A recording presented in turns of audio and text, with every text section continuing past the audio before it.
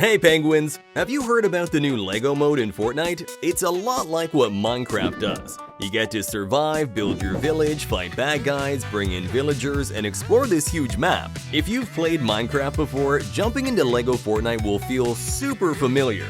It's like they took the best parts of Minecraft and mixed it up with Fortnite. Will Fortnite LEGO beat Minecraft in popularity? But Minecraft wasn't always the giant game it is today. Before it, there was Infiniminer, a game about mining and digging by Zach Barth. When it ended due to a leak, Marcus Notch Person, a fan, used its ideas to create Minecraft, adding RPG elements and letting players build whatever they wanted to turn it into a huge hit. Minecraft is now part of pop culture at large, not just a game. While it may be hard to swallow for PUBG fans, Fortnite adopted its formula, creating a game with superior mechanics and undeniable popularity. PUBG's developers even tried suing. PUBG Corporation alleged that Fortnite had copied elements of PUBG's gameplay, which sparked debates about the boundaries of originality in gaming. However, despite the legal battles, Fortnite continued to flourish, becoming a cultural phenomenon and dominating the Battle Royale landscape. In 2009, Armor Games launched Crush the Castle, a simple yet clever flash game where players use trebuchets to smash castles. Rovio's iconic Angry Birds was inspired by this concept and debuted later that year. With humorous elements like using diverse birds as projectiles, Angry Birds skyrocketed to success, leading to crossovers with franchises like Star Wars. While Crush the Castle did get a sequel, it remains a lesser-known part of the Angry Birds story.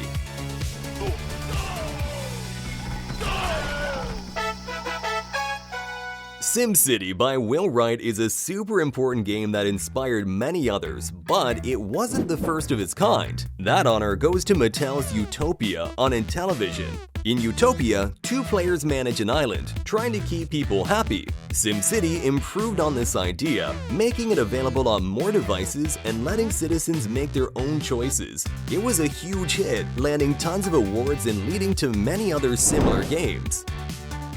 Now if you don't already know, this one is super interesting. The American version of Super Mario Bros. 2 is different from the Japanese version.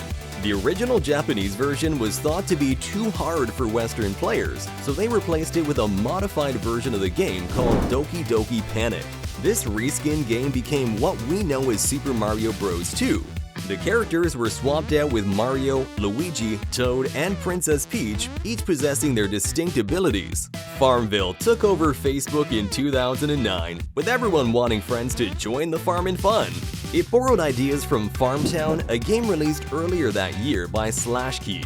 Despite the similarities, Farmville became more popular and even got a sequel.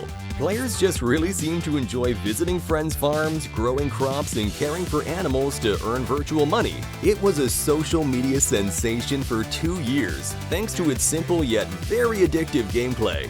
Candy Crush Saga may have hooked many players, but it borrowed its addictive Match 3 puzzle concept from the likes of Bejeweled, which itself built upon the 1994 game Shariki. Candy Crush embraced microtransactions aggressively, dethroning PopCap's Bejeweled with its sweet tooth charm. Despite controversy, the game's success spawned numerous sequels, showcasing the enduring popularity of this game. Guitar Hero made gamers feel like rock stars with a plastic guitar and no musical talent needed. But here's the twist, the idea wasn't totally original. Konami's Guitar Freaks, released in 1999, was the OG concept.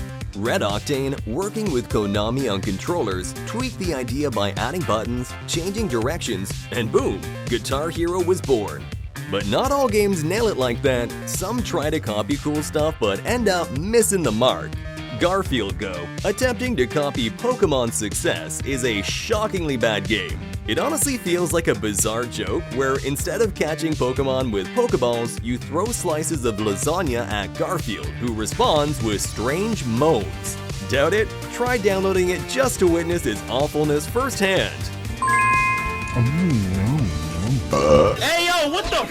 Team Fortress 2 inspired many games, and some, like Overwatch and Paladins, followed suit. However, Final Combat stands out as a clear and poor imitation of TF2.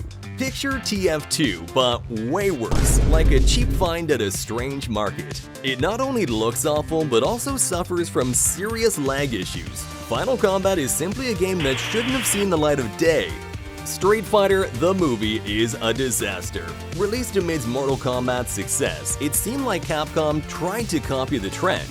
With Street Fighter characters in a Mortal Kombat-style setting, it turned out to be a mess. The movie had already failed, and this game just added to the disappointment. Luckily, you can't really find it many places, sparing gamers from this train wreck of a game. The Simpsons Road Rage is a game that didn't shine bright. It copied Crazy Taxi so much that Sega sued the developers, and they had to settle out of court. If you know Crazy Taxi, you'll see the game is a hollow copy. Honestly, did any Simpsons fans even want these characters in a bad driving game?